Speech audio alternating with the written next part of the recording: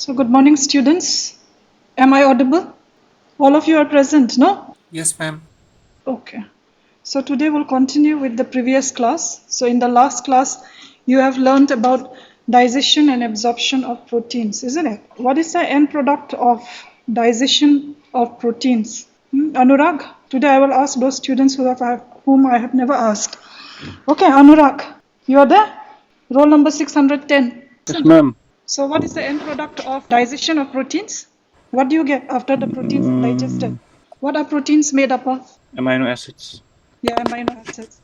So what is the end product of protein metabolism? Not protein metabolism, protein digestion. Dipeptides. Only dipeptides you get. If you break dipeptides, what is the end product? What is a dipeptide? What do you understand by dipeptide? What is it made up of dipeptide? Michael, roll number 628. Yes, ma'am. Yeah, what is dipeptide made up of? Amino acids, ma'am. Two Yeah, amino amino acids. acids. Two amino acid. And how many peptide bonds are there? One peptide bond, ma'am. Good. Okay. So biochemistry you cannot learn from here and there by heart and then you come and prepare for the exam, isn't it? At least the basic concept has to be clear. What is dipeptide made up of? You know that proteins, when you digest the proteins, ultimately the end product may be dipeptide, tripeptide, and amino acid. If you don't know what is dipeptide made up of, no, that is too bad. No, after the protein is digested, what do you get ultimately? You get amino acid, isn't it? No, these are the basic things which you are supposed to answer during Viva. So these amino acids, once they are absorbed, there are various mechanisms for absorption of amino acid, isn't it? Can you name anyone? Purba, roll number 636. Purba Chaudhary. Okay. Yeah, how amino acids, once the protein is digested inside the intestine, isn't it? It will release the amino acid. So how these amino acids are absorbed from the intestinal lumen to the intestinal cells? Any mechanism? There are so many different transport mechanisms by which the amino acids can be absorbed. Name one of them. Ryan, tell me 639. Yeah, tell me one mechanism how the amino acids are absorbed from the intestinal lumen. I don't, ma'am. Or whatever has been taught in the class, you are supposed to read it, no, isn't it? You have to revise it. No, for what you are keeping those things? No, don't keep everything for the last moment, that you'll be able to read everything in the last moment. Whenever one topic is covered, at least you revise the thing so that it becomes clear. No, the concept becomes clear. Okay, ठीक है. So Anup, you tell me, name one transport mechanism. Ma'am, sodium dependent secondary active transport. Any other transport mechanism you know? Mr. cycle, Mr. cycle, which is also known as? gamma glutamyl cycle. Okay, good. No, good. Okay, so we'll continue with the class. And this class is very important. Please try to listen carefully. I may give a note which you have to complete the assignment and you have to bring. Okay. So after the proteins are digested, the end product, what you get, it may be a tripeptide, isn't it? It may be a dipeptide or amino acids. Now this amino acids, once it is released in the intestinal lumen, it has to be absorbed into the intestinal cell. So there are various mechanisms which Anup has already told. It may be a secondary active transport. Okay, it may be through Mr. cycle. There is a transporter for dipeptides and all. And some of the dipeptides can just pass through the cells or in between the cells to ultimately enter the intestinal cell. From the intestinal cell, it will be carried through the portal system to the liver. Okay. Now these amino acids will enter the liver, and from the liver it will enter into the systemic circulation, and then it will go to the various cells, okay, to the various tissues, and inside these tissues again through the help of this Mr. cycle, the amino acids will be transported inside the cells of those various tissues. Now what is the fate of those amino acids? Let us see. So remember this amino acids which enters into the systemic circulation, the free amino acid. This is known as the amino acid pool, which is around 100 gram. Okay, what is the quantity or what is the amount of the amino acid pool? Remember it is 100 gram body's amino acid pool, and it represents the free amino acid. What are the sources of amino acid in our body? Number one is from the dietary protein. So the amount of protein that we take every day is around 50 to 75 gram, okay, per day. And another source of free amino acid in the body is the breakdown of the body proteins. So there are two sources of amino acid in our body. Number one is from the diet. We take around 50 to 75 gram of protein per day. And another is from the breakdown of the tissue proteins. Okay, around 300 to 400 gram of the tissue protein is broken every day, which contributes to around 100 gram of the amino acid pool. Now, once these free amino acids are there in the circulation, what is the fate of this amino acid? Okay, the amino acid, you know, it is made up of the amino part, the carboxyl part, and the carbon skeleton or the side chain. Okay, the amino part of the amino acid will be released and it will form ammonia. Okay, remember, the amino part of the amino acid will be released as ammonia. And since ammonia, remember, it is very toxic, so it has to be converted into a non-toxic product, that is urea. Okay, so around 15 to 30 gram of urea is synthesized per day. And where is urea synthesized? Remember, urea is synthesized in the liver. So whatever ammonia is released in various tissues, it has to be brought to the liver, and then it will be converted into urea. The remaining part of the amino acids can undergo oxidation to produce energy, and then it will have two fate. Either it is converted into a keto acid or it is converted into a glucose. That's why we divide amino acid into a ketogenic amino acid and glucogenic amino acid. Okay, so what is the fate of the ammonia that is present in our body? Okay, the amino part of the amino acids will be released as ammonia, and ammonia will be ultimately converted into urea. Then the remaining part of the amino acid will be oxidized, and it will form either a keto acid or it will form a glucose, depending upon the various fate of the amino acids. Okay, when they are oxidized, they will also release energy, but the amount of energy that is released from the protein is very less when compared to carbohydrates and fat. Okay, that is one fate of the amino acid, that it will be catabolized. Then this amino acid, let's see. So this amino acid pool, first of all, I told it will form urea. Then some of the amino acids will form a plasma protein. Again, some of them will form a tissue protein. Some of the amino acids will form a non-protein nitrogen products. So there are so many compounds in our body which contains nitrogen, not only amino acids, isn't it? There are other compounds in the body which contains nitrogen. For example, purines and pyrimidines, which are present in the DNA. It also contains nitrogen. Then you have got creatine, creatinine, uric acid. So all these compounds, it contains nitrogen. So nitrogen containing compounds are not only amino acid, but it is also present in other compounds like purines, in other molecules like purines, pyrimidines, uric acid, creatine, creatinine, biogenic amines.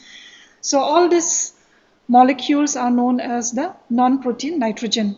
Okay, so they may ask you, what do you mean by non-protein nitrogen? The nitrogen which is present in molecules other than protein. For example, purines, pyrimidines, uric acid. Okay, so this is the fate of the amino acid. So you get amino acid in the body from the diet, number one source, and from the protein breakdown which occurs during starvation. And once this amino acid is present in circulation, it has got different fates. It may form urea, 60%. The free amino acid may circulate in the blood, around 20%.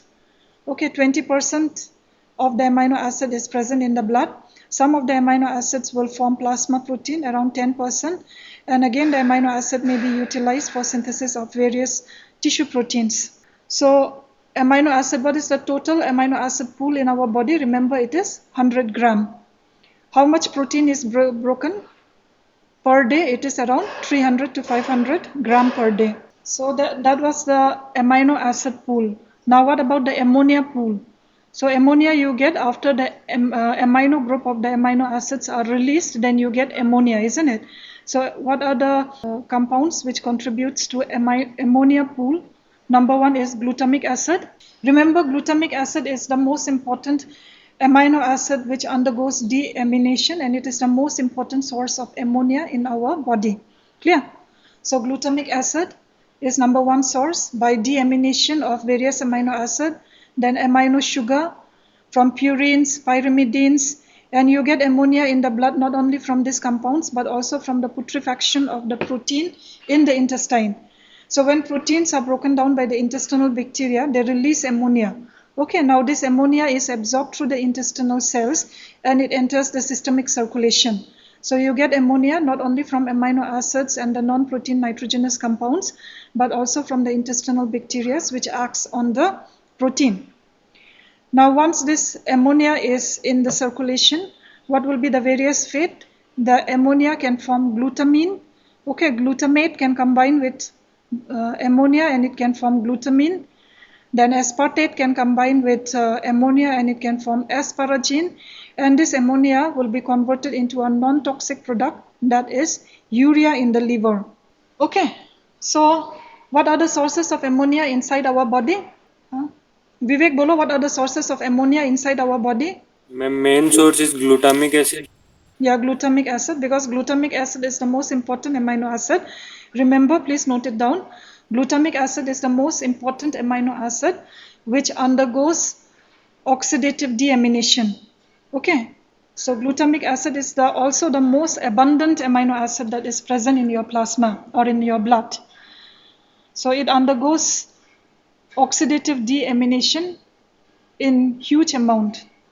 Okay, so number one source is the glutamic acid. The number second source? Amino sugars. The amino sugars, then other amino acids. Okay, if you remove the amino group from the other amino acids, you will get ammonia, isn't it? So by deamination, then from amino sugars, then any other source? Pyrimidines. Pyrimidines, any other? Purine. Yeah, non-protein nitrogenous compounds. Give example, non-protein nitrogenous compounds. Pyrimidine, purine. Okay, uric acid hai, isn't it? Uric acid, then various biogenic amines when they are catabolized, isn't it? So purines, pyrimidines, all these compounds can form ammonia.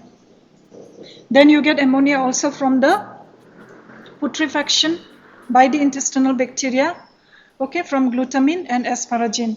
Now since this ammonia is very toxic to the brain, it has to be converted into a non-toxic products or to other products. Okay, so what the body will try to do whenever the ammonia level increases in our blood, the ammonia, remember, it is very toxic to the brain. It can cause death.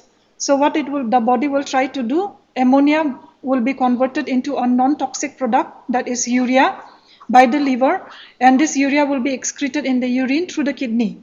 Okay, that is number one fate of the ammonia. Number second, in the brain especially, the glutamate that is present in the brain will combine with ammonia and it will form glutamine. So the brain has got its own way of detoxifying ammonia.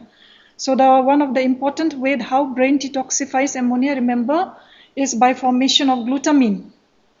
Okay, now aspartate can be converted into asparagine and this ammonia can be disposed of as asparagine. But in the body, mainly it is by forming urea and glutamine.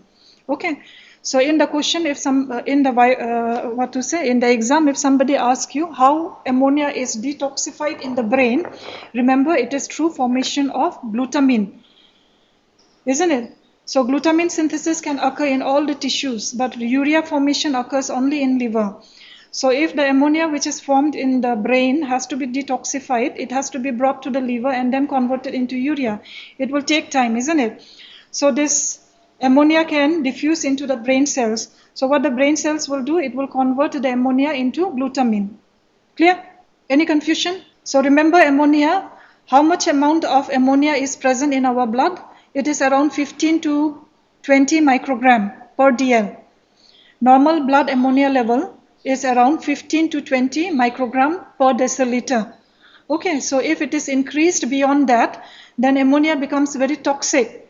So body will have its own mechanism to remove this ammonia.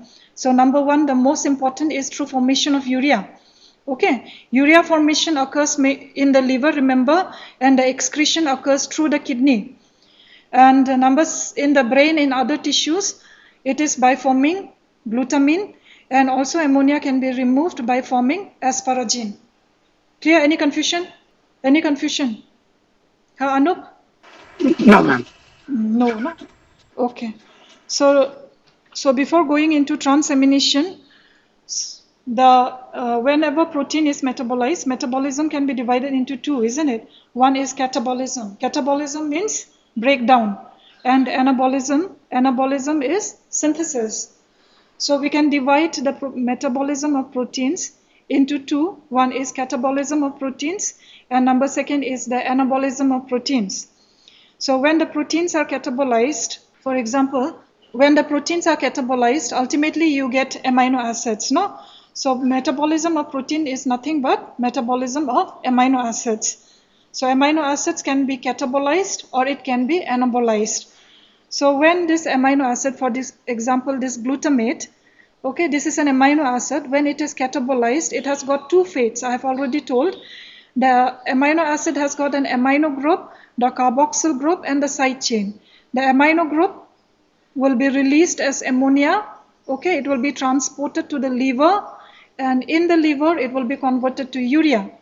Then what will be left? The remaining carbon skeleton and the side chains, the carboxyl group and the side chains, isn't it? So the remaining part of the amino acid will have two fates. It will be either converted into a ketone body, then they are known as ketogenic amino acid, okay? And if they are converted into glucose, they are known as glucogenic amino acid. And sometimes some of the amino acids can form both ketone bodies as well as glucose, then they are named as both ketogenic as well as glucogenic, okay? So during oxidation, they also release energy, but the amount is less when compared to carbohydrates and fats. So the fate of the amino acid is it can form urea, okay, and it can form glucose, ketone bodies, or both, as well as it can produce energy during catabolism. Now, what do you mean by anabolism of the amino acid? For example, this glutamate. Okay, can you synthesize any important product from glutamate? You can synthesize so many products, isn't it? Glutamate can be utilized for the synthesis of glutathione, because glutathione is a tripeptide made up of glutamate, cysteine, and glycine, isn't it? So glutamate can combine with cysteine and glycine to form glutathione. No, you can get GABA, gamma aminobutyric acid, that is the inhibitory neurotransmitter from glutamate. So these are few examples how amino acids can be used for the synthesis of various products. So all these things will come under anabolism. Okay, so first we will concentrate on catabolism. And for today I will be teaching about the fate of this amino group after the amino acid is being catabolized. Okay, so catabolism of the amino acid can be divided into three. Number one is the formation of the ammonia. Okay, you can write down. Number one is the formation of the ammonia. Then number second is the transport of ammonia. And number third is the synthesis of urea in the liver. Synthesis of urea in the liver. Clear? Now, what are the various sources of ammonia or formation? Number one step is the formation of urea, formation of ammonia, isn't it? So what are the various sources of ammonia? Number one, you can write transamination. Okay, transamination. So this reaction, it is asked in the exam. How will you define transamination? Okay, so first of all, you note down how will you define transamination. Okay, so transamination is the transfer of the amino group. Please note down in your this one in your book notebook. So transamination is the transfer of the amino group from an amino acid to a keto acid, okay, to form a new pair of alpha amino acid and a keto acid. Clear? So I will repeat it again. Transamination is defined as the transfer of the amino group from a pair of alpha amino acid to a keto acid, to form a new pair of alpha amino acid and a keto acid. Okay, have you noted down? Vivek, लिख दिया? Yes, ma'am. Okay, define transamination, and this is the thing which you have to write exactly in the exam. How will you define transamination? Transfer of ammonia group Not ammonia. from a pair of It is not an ammonia group. It is an amino group. amino. Yeah. Transfer of an amino group Mm. from a alpha amino acid to a keto acid Mm. or a new pair of alpha amino acid. No. No. It's not like that. It is a transfer of the amino group, okay, from a pair of alpha amino acid to a keto acid to form a new pair of alpha amino acid and a keto acid. लिखा? हाँ विवेक? हाँ ma'am. बोलो. How will you define? Yes, ma'am. How will you define? Transfer of amino group from a alpha amino acid. Transfer of amino group from a alpha amino acid to a keto acid to form a new pair of alpha amino acid and a keto acid. Okay, good. Okay, so this is the definition which you have to write and which you have to tell during Viva. So you can see here, no, in this slide, below this slide. So there is a pair of amino acid and a keto acid. So what they do, the amino group, for example, this is the pair, glutamate and pyruvate. Okay, glutamate is the amino acid and pyruvate is the keto acid.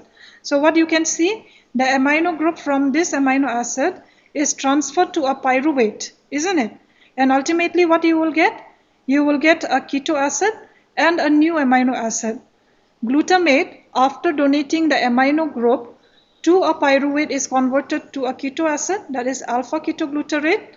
And pyruvate, after accepting the amino group from glutamate, is converted into a new amino acid, that is alanine. Clear? So all these reactions are catabolized by different transaminases, and you have learned in your enzymes chapter that there are two important transaminases. हाँ अनूप बोल सकता है, what are the two important transaminases that you have learned? Ma'am, I have forgotten. You have forgotten. Chandani बोलो. First is alanine aminotransferase and the second is aspartate aminotransferase. Okay, good. What is the other name of alanine transaminases or aminotransferase? What is the old name of alanine aminotransferase? Ma'am, I can't remember. Okay, Vivek, you remember what is the old name of alanine aminotransferase? Do you remember? SGPT, ma'am. SGPT, good. And AST ka, what is the old name? What is the old name? SGPT. SGOT, isn't it? Aspartate transaminase ka old name is SGOT. Okay, please note it down. And alanine aminotransferase old name is SGPT. From this reaction you can make out, isn't it? It is known as alanine transaminase. Why? Because alanine is the end product, isn't it? It is known as SGPT because the reaction is occurring between glutamate and pyruvate. No? SGPT, serum glutamate pyruvate transaminase. So glutamate is the amino acid. After it donates the amino group, what is the keto acid that is formed from glutamate? It is alpha ketoglutarate. Okay. Pyruvate, after accepting the amino group, what it will form? It will form a 3-carbon amino acid, that is alanine. Clear? So don't get confused. Alanine aminotransferase, the old name is SGPT because the reaction is occurring between glutamate and pyruvate to form alpha ketoglutarate and alanine. Okay, what is the coenzyme required for this reaction? It is pyridoxal phosphate. Okay, so the reaction occurs in this way. The glutamate, what it will do, it will donate the amino group first to pyridoxal phosphate to form pyridoxamine phosphate and keto acid. Okay, remember glutamate, what it will do, it will donate the amino group to the pyridoxal phosphate, and pyridoxal phosphate will be converted to pyridoxamine phosphate and glutamate will be converted to alpha ketoglutarate. Clear? Then in the next step, the amino group from the pyridoxamine phosphate will be accepted by the pyruvate to form alanine, and the pyridoxal phosphate is regenerated. Clear? So in the next step, pyridoxamine phosphate, the amino group will be donated to the pyruvate to form alanine, and pyridoxamine phosphate will be converted back to pyridoxal phosphate. Any confusion? Any confusion, students? What is the role of pyridoxal phosphate in transamination reaction? So it acts as an intermediate for accepting the amino group from an amino acid, and later on it transfers the amino group to the keto acid, and then it forms the new amino acid. Clear? Any confusion? So first of all, you have to know how to define transamination reaction, what are the two important transaminases, and what is the coenzyme required for transamination reaction. Clear?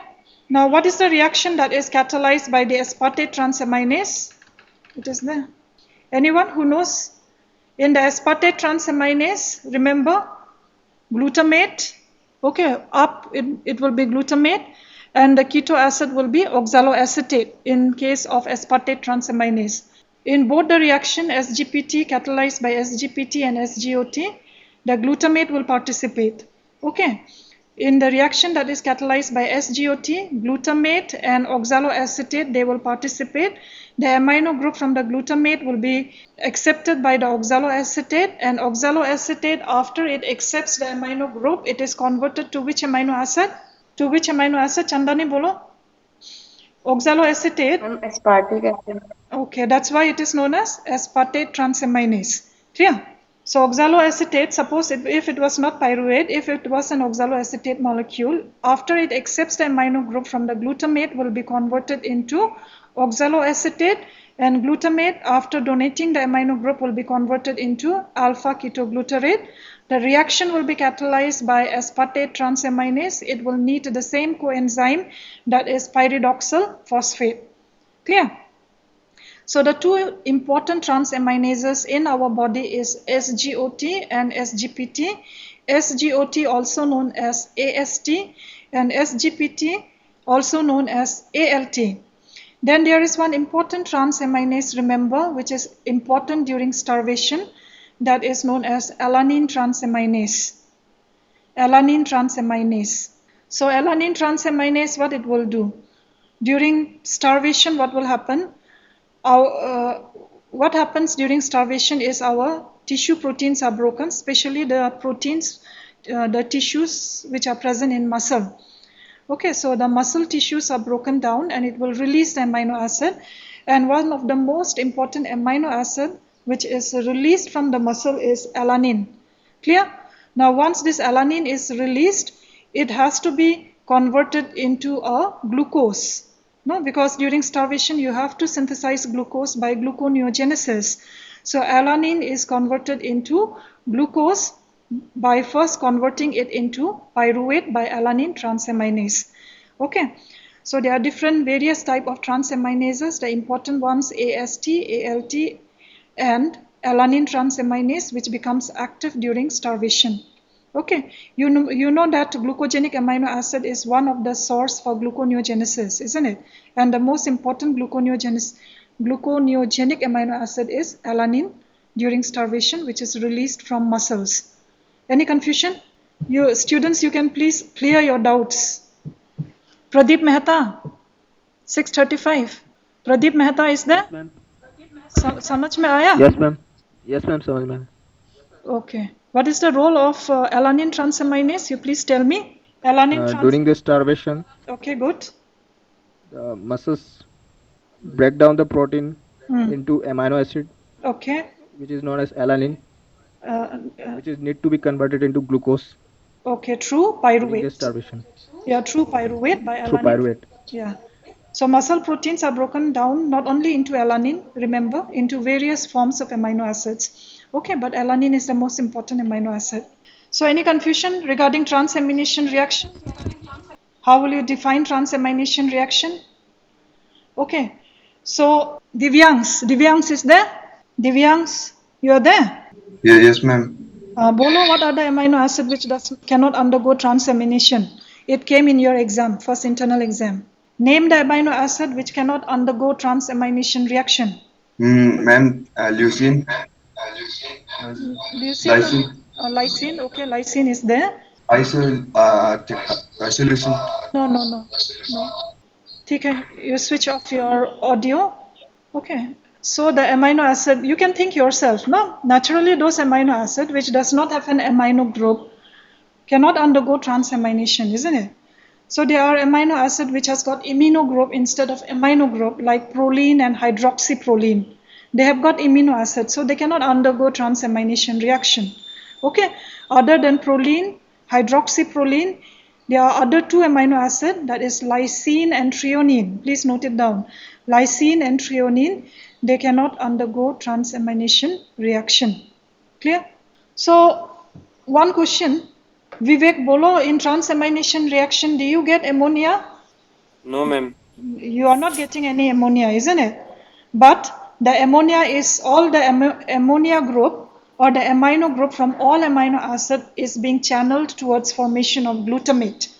Okay, remember, transamination reaction is only for transferring the amino group from all the amino acid to glutamate. It is not a source of ammonia. There is no formation of ammonia in transamination reaction. So the purpose of the transamination reaction is to channel the amino group which is present in different amino acid towards the formation of glutamate. Why is it so? Why do we need to form glutamate, not other amino acids? Because glutamate is the only amino acid which can undergo oxidative deamination abundantly in the liver. Okay? So that's why, that is the reason why we need to form glutamate by transamination reaction. Clear? So what are the sources? Transamination reaction is just to transfer the amino group. So what are the sources? These things I will tell you later. So what are the sources? How the ammonia is being formed? Number one is by oxidative deamination. Please note it down. Oxidative deamination. And number second is non-oxidative deamination. What do you mean by oxidative deamination?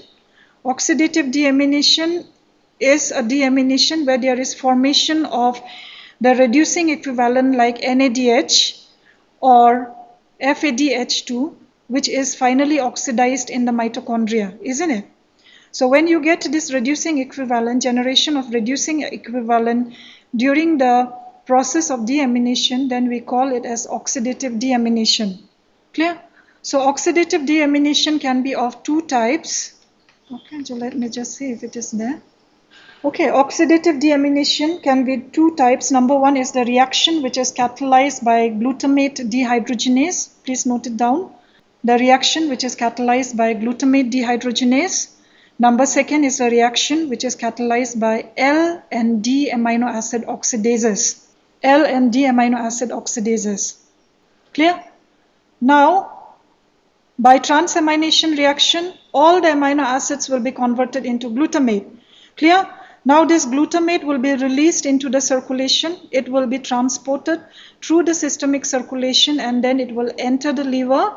In the liver cells, glutamate will undergo oxidative deamination by glutamate dehydrogenase to form alpha ketoglutarate and ammonia is released. Okay? So what is oxidative deamination? One is the reaction which is catalyzed by glutamate dehydrogenase. So this enzyme converts the glutamate into a keto acid alpha ketoglutarate and the ammonia is released. It utilizes a molecule of water and the coenzyme can be either NAD or NADP. Okay, so NAD is converted into NADH plus H or NADP is converted into NADPH plus H. Any confusion? So glutamate dehydrogenase, what it does? It converts glutamate to alpha ketoglutarate. What is the use or the importance of this reaction is to release the ammonia. Clear? Here the ammonia is released. What is the coenzyme required for this reaction? It can utilize either NAD or NADP. Clear? It utilizes one molecule of water. Now, Divyansh, बोलो मुझे NADH का fate क्या होता है? What is the fate of NADH? Ma'am, no idea, ma'am. अरे तुम glycolysis में NADH you have seen, no? By there is one reaction in glycolysis, glycerol Glyceraldehyde 3-phosphate dehydrogenase NADH is released in the cytosol. So how this NADH is oxidized? कहाँ पे oxidized होता है NADH? NADH is oxidized in the electron transport chain, isn't it? How many molecules of ATP you get from one molecule of NADH? बोलो. Ma'am, 2.5. 2.5. And FADH2 से कितना मिलता है? 1.5. 1.5. So remember this reaction occurs in the cytosol. Okay, similarly the glyceraldehyde 3-phosphate please mute yourself. Glyceraldehyde 3-phosphate dehydrogenase glycolysis occurs in cytosol. Okay, so NADH is generated in the cytosol. Now this NADH, whatever is generated in the cytosol, if it has to enter the mitochondria to be oxidized in the electron transport chain, it cannot just enter because mitochondrial membrane is impermeable to NADH. So what do you need? How do NADH enter the electron transport chain? Bolo Chandani bolo. Ma'am, through shuttles. Okay, name those two shuttles. Ma'am, one is malate aspartate shuttle. Okay, good. Another one. Other is glucose aspartate shuttle. Glycerol 3-phosphate shuttle. Oh. Okay, Yeah. so there are two shuttles. You can mute yourself. There are two shuttle system, malate aspartate shuttle and glycerol 3-phosphate shuttle, which is required for the transport of this NADH from the cytosol into the mitochondria. Only when it is inside the mitochondria, it can be oxidized in the electron transport chain. Isn't it? Sometimes in the exam, the questions can be very confusing and twisting. It may be asked how this cytosolic NADH is oxidized in the electron transport chain. Okay, then what you have to answer in your answer script, you don't have to mention not only the electron transport chain, you have to also mention the malate aspartate shuttle as well as the glycerol 3-phosphate shuttle. Malate aspartate shuttle, what is generated? NADH, isn't it? In glycerol 3-phosphate shuttle, what is regenerated? It is FADH2. So malate aspartate shuttle may you get 2.5 ATP, and through glycerol 3-phosphate shuttle you get 1.5 ATP. Okay, this concept has to be clear because metabolisms are all interrelated. No, carbohydrate metabolism will be related to protein and fat.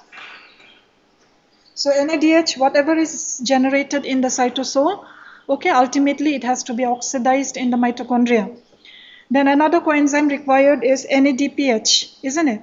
So NADPH, what is the function of NADPH? Can it be used for generation of ATP? Mohit bolo. Mohit, 629. Can we get energy from oxidation of NADPH? Can you get? Anup? Anup bolo. Yes. Anup, can you get energy from oxidation of NADPH? No, ma'am. No. So what is the use of NADPH once it is generated by various reactions? Where it is utilized? Huh? Any metabolic pathway, in any biosynthesis, NADPH is reaction utilized? Biosynthesis of other. Ma'am, biosynthesis of other proteins. No. Biosynthesis of cholesterol. Cholesterol biosynthesis करा है? No, ma'am. Yes, ma'am. Yeah, fatty acid biosynthesis. No, you can mute yourself. So if NADPH is generated, NADPH can be utilized for the biosynthesis of fatty acid, for the biosynthesis of cholesterol, okay, for xenobiotic metabolism. Clear? NADPH is also utilized for maintaining the integrity of the RBC membrane. So there are so many uses of NADPH, but remember NADPH cannot be oxidized in the electron transport chain. It cannot generate an ATP. Only NADH and FADH2 can generate ATP. Clear? So number one source of ammonia is by glutamate dehydrogenase, and this reaction, transamination of the amino acid to form glutamate and oxidative deamination of the glutamate to form alpha ketoglutarate and ammonia is known as transdeamination. Okay, please note it down, put a star mark. What is transdeamination? Trans-deamination is the process of transamination of the amino acid to form glutamate, and oxidative deamination of the glutamate to form alpha ketoglutarate and ammonia.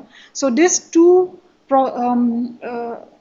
pathway together, they will form the trans-deamination. Clear? Any confusion? Vivek बोलो, confusion है या नहीं? No, ma'am. ठीक है. So trans-deamination होने से transamination first to glutamate, उसके बाद glutamate to alpha ketoglutarate and ammonia. ठीक है. So these two this one reactions together is known as trans-deamination. It is known as oxidative deamination because you generate NADH here or NADPH, isn't it? Then another oxidative deamination reaction is the reaction that is catalyzed by L-amino acid oxidase or D-amino acid oxidase. So L-amino acid, whatever amino acid that is present inside our body or that is released after the digestion, mostly they are L-amino acid, isn't it? On the other hand, most of the glucose or most of the sugars are in form of D sugars, but amino acids are mostly in form of L-amino acid, which depends upon the orientation of the amino group. Now this L-amino acid is converted to L-amino acid first and then a keto acid, and here ammonia will be released when L-amino acid is converted to keto acid, but in this reaction it is not showing, but ammonia will be released. Okay, L-amino acid converted to keto acid by L-amino acid oxidases, releasing the ammonia. It requires the reducing equivalent FMN, which is converted to FMNH2. Now this FMNH2, when it has to be reoxidized to FMN, then it requires a molecular oxygen, which is converted to hydrogen peroxide. Okay, hydrogen peroxide can be acted upon by two enzymes, but here it is acted upon by catalase to produce a molecule of water and a nascent oxygen. Half molecule of oxygen means only one oxygen, isn't it? Nascent oxygen, which is very reactive. Okay, so this reaction is catalyzed by L-amino acid oxidase. If it is D-amino acid, the reaction will be catalyzed by D-amino acid oxidases, and the reducing equivalent will be FAD, which is converted to FADH2. Clear? So L-amino acid oxidases, it will convert L-amino acid to a keto acid, releasing the ammonia. It requires the reducing equivalent FMN, which is converted to FMNH2. Here what you get is hydrogen peroxide, which is converted into water and nascent oxygen. Clear? If it is a D-amino acid, the reaction will be catalyzed by D-amino acid oxidase, and the reducing equivalent will be FAD, which is converted to FADH2. Clear? So oxidative deamination example is the reaction which is catalyzed by glutamate dehydrogenase, and another is the reaction catalyzed by L-amino acid oxidase and D-amino acid oxidase. Now, let us see non-oxidative deamination. Here the reaction is not mentioned. Example of non-oxidative deamination is serine. Okay, you can note it down. Serine, it will be acted upon by serine dehydratase, okay, releasing a molecule of ammonia, and serine is converted into pyruvate. Serine acted upon by serine dehydratase to form pyruvate and ammonia. Clear? Similarly, threonine, which is an hydroxyl containing amino acid, it will be acted upon by threonine dehydratase to convert it into alpha ketobutyric acid and ammonia. Okay, first reaction में लिखो, serine converted to pyruvate and ammonia by serine dehydratase, threonine converted to alpha ketobutyric acid and ammonia by threonine dehydratase. It is a non-oxidative deamination because there is no generation of the reducing equivalent here. Okay, there is no generation of NADH or FADH2. Then another example of non-oxidative deamination is the reaction which is catalyzed by desulfhydrases. So cysteine is a sulfur-containing amino acid. It will be acted upon by cysteine desulfhydrases to form pyruvate and ammonia. Okay, and number third is histidine, acted upon by the histidase enzyme to form urocanic acid and ammonia. Histidine acted upon by histidase enzyme to form urocanic acid and ammonia. Clear? So these are the sources of ammonia. One is by oxidative deamination and number second, non-oxidative deamination. Other than that, ammonia is also released from the non-protein nitrogenous compounds. Okay, it is also released by the intestinal bacteria, which acts on the protein which is present in the intestinal lumen, and the ammonia, whatever is released, diffuse through the intestinal cell and enter into the systemic circulation. Clear? Any confusion? Okay. So what is transamination? In transamination reaction, there is no generation of the ammonia. Remember, it is only to transfer the amino group from all the amino acid to glutamate. Okay. Then the sources of ammonia is through oxidative or non-oxidative deamination. Oxidative deamination can be of two types. The reaction catalyzed by the glutamate dehydrogenase. Another is the reaction which is catalyzed by L and D amino acid oxidase. L amino acid oxidase requires which coenzyme? FMN. D amino acid oxidase requires FAD. By non-oxidative deamination also you can get ammonia. Example is the reaction catalyzed by serine dehydratase. Serine is converted to pyruvate and ammonia. Threonine by dehydratase converted to alpha ketobutyrate and ammonia. Cysteine by desulfhydrases converted to pyruvate and ammonia. Histidine, okay, acted upon by histidase enzyme to form urocanic acid and ammonia. Clear? Okay, so this reaction, glutamate dehydrogenase reaction, it occurs in the liver, but this non-oxidative deamination or this thing, it can a reaction that is catalyzed by L and D amino acid oxidases. It can occur anywhere in any tissues. Okay, so whenever the ammonia level in the brain increases, the brain has got its own mechanism. It converts the ammonia into glutamine. Clear? So how the brain converts the glutamic acid to glutamine? The glutamic acid will accept the ammonia, okay, that is released by various processes. I have already told what are the sources of ammonia. So this ammonia will combine with glutamic acid to form glutamine by the enzyme glutamine synthetase, utilizing one molecule of ATP or one high energy bond is used. Now, what is the fate of this glutamine? Okay, glutamine can be reconverted back to glutamic acid, okay, by the enzyme glutaminase in the liver, or glutamine can also be converted to glutamic acid with the same enzyme glutaminase in the kidney, releasing ammonia. This ammonia, ammonia and ammonium ion, what is the difference? Amino is NH2, isn't it? Ammonia is NH3 and ammonium ion is NH4+. So this NH3, which is released in the renal tubules, it can combine with one molecule of proton and it can be excreted as ammonium ion. So this reaction that is catalyzed by glutaminase in the kidney can help in the excretion of the proton as ammonium ion in the kidney. Okay, so it is required for maintenance of the acid-base balance. Any confusion? So in the brain, how the ammonia is detoxified? By forming glutamine from glutamic acid by the reaction by the enzyme glutamine synthetase. Okay, then what will be the fate of this glutamine that is formed? It can be converted back to glutamic acid in the liver, or it can be converted to glutamic acid in the kidney by the same enzyme. In the kidney, it helps in the release of proton as ammonium ion. Okay, so we'll stop here. In the next chapter, we will, I'll teach you about urea cycle. So whatever ammonia is formed, remember, in all the tissues will be converted into glutamic acid, and ammonia is transported in form of glutamic acid and glutamine into the liver. In the liver, what will happen? What will be the fate of the glutamine? Glutamine will be converted into glutamic acid. What will be the fate of glutamic acid in the liver? It will be converted into alpha ketoglutarate and ammonia. Any confusion? Okay, so we'll stop here. No, ma'am. Yeah, you read the things again, revise the thing from the textbook, and we'll continue in the next class. Okay? Thank you, students.